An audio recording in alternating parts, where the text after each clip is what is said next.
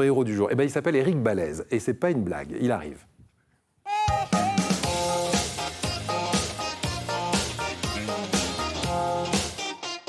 Bonjour Éric. Bonjour Eric. Éric Balèze, président de l'association AFA. Rappelez-nous ce que c'est que cette association exactement. Alors l'AFA Crohn-RCH France, une association de malades en fait, qui gère les maladies de Crohn et les rectocolite hémorragique, donc avec le soutien des malades et la recherche pour trouver le médicament. Exactement. Et vous êtes ce qu'on appelle un patient expert. Un patient expert. C'est-à-dire que vous allez donner des infos à la fois aux médecins et puis aux autres patients qui souffrent de la même pathologie que vous, qui est quand même dans la vie de tous les jours assez handicapante. Pour attirer l'attention sur cette maladie, vous avez dans un premier temps, c'était il y a 10 ans, fait une chose qui était un exploit quand même. Hein. Quand on parle de héros du quotidien, vous avez gravi le Mont Blanc, c'est ça? Et on a des images. Expliquez-nous d'où est venue cette opération qui s'appelait la cordée de l'espoir. La cordée solidaire. La cordée solidaire. Oui, tout à fait. Donc effectivement, c'est venu un collègue qui travaillait dans les thérapies cellulaires et puis qui a rencontré un médecin, et puis le médecin me connaissait, et puis finalement est né le projet de pourquoi pas amener 6 malades, 2 médecins et un chercheur, donc faire l'ascension du Mont Blanc. Et j'ai trouvé ça super parce que moi je suis un ancien sportif. Donc en fait aujourd'hui quand on dit patient expert, c'est vrai que j'ai 40 ans de maladie, j'ai eu 3 cancers, j'ai eu l'ablation du côlon, prostate, vessie, rectum, vésicule. Quand je vous parle de héros du quotidien, on le touche du doigt là. Parce que monter le Mont Blanc quand on souffre à ce point, parce que c'est une maladie chronique de l'intestin, donc maladie de Crohn, on commence à savoir ce que c'est. Rectocolite hémorragique, c'est ce dont vous souffrez. C'est une maladie qui ne vous lâche jamais. Tout à fait, ça fait partie de la maladie chronique qu'on ne soigne pas pour le moment, donc effectivement c'est compliqué. Et puis bon, j'ai eu quand même pas mal d'interventions, plus de côlon, donc ça voulait dire comment j'allais faire pour m'alimenter, parce qu'effectivement quand on est en crampon sur des glaciers avec des pentes de 45 degrés, donc c'est compliqué.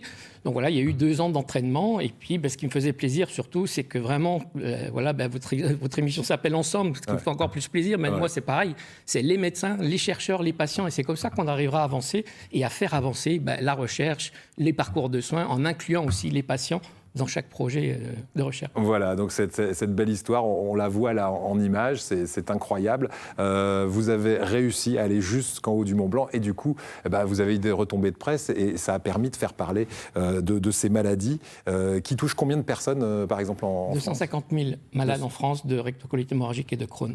Par la suite, en revenant du Mont Blanc, on va quand même garder ces images parce qu'elles sont magnifiques et encore une fois, hein, on se dit la souffrance que vous avez dû avoir à monter jusque là-haut pour faire parler de ces maladies. Vous en aviez marre, paraît-il, d'entendre parler de groupes de parole. Quand on est malade, vous dites il existe des groupes de parole et on a l'impression qu'on va dans des endroits un peu glauques. Vous avez créé les Mikikawa. Alors, qu'est-ce que c'est les Mikikawa? C'est quoi cette histoire? C'est pas moi qui crée, c'est un collègue à moi qui était donc bénévole aussi à l'association et qui avait créé ça, puis finalement avait laissé, je crois. Et moi, j'avais trouvé le concept assez sympa parce que c'est vrai que les groupes de parole, moi, je fuis ce genre de choses-là. Alors que Mikikawa, c'était une rencontre conviviale entre malades. Et il faut savoir qu'en fait, les malades, effectivement, c'est une maladie taboue, c'est une maladie donc invisible. Donc en fait, ils ont du mal à en parler. Et finalement, c'est dans ces moments-là qu'ils vont pouvoir échanger. Et souvent, ils sont réticents à venir. Ils sont agressifs. Au départ, quand j'ai commencé mes premiers Mikikawa, ça m'a fait drôle parce qu'ils n'étaient pas agressifs envers moi, mais agressifs parce qu'ils avaient besoin d'en parler. Puis après, on voyait qu'une demi-heure après, ils commençaient à s'apaiser, le sourire commençait à venir.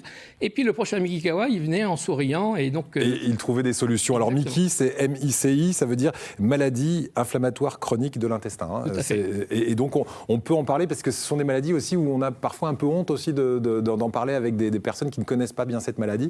Et c'est l'objectif, c'est ça, c'est de dire, voilà, on est 250 000, on peut s'en parler. Oui, c'est pas facile, mais il y a des solutions et essayer d'avancer ensemble. Et la dernière actualité, c'est une plateforme d'accompagnement, j'aimerais qu'on en parle, même s'il nous reste 30 secondes, pour aider les malades chroniques de l'intestin. Qu'est-ce qu'elle fait, cette plateforme? Qu'est-ce qu'elle permet?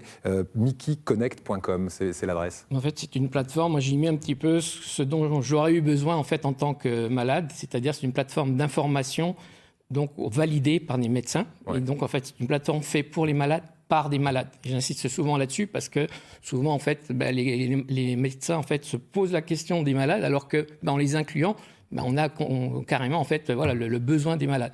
Donc c'est une plateforme protégée CNIL avec protection de données où vous allez pouvoir retrouver toute l'information, pas que de la maladie, des traitements, mais tout ce qui va autour en fait de la maladie, c'est-à-dire les thérapies complémentaires, la diététique, les droits sociaux. Et puis l'actualité de la maladie, l'avancée des recherches, etc. Donc si vous faites partie de ces 250 000 personnes qui souffrent de ces maladies chroniques de l'intestin, vous savez qu'on peut vous écouter et que vous pouvez trouver des réponses, notamment avec mickeyconnect.com, cette adresse qui s'affiche en ce moment à l'écran. Merci beaucoup, Eric, et encore bravo, parce qu'Eric passe aussi sa vie à sillonner la France entière pour donner des conférences, etc. Et c'est vraiment, quand on parle de héros du quotidien, un héros du quotidien. Merci à vous, Eric, et encore bravo. Regardez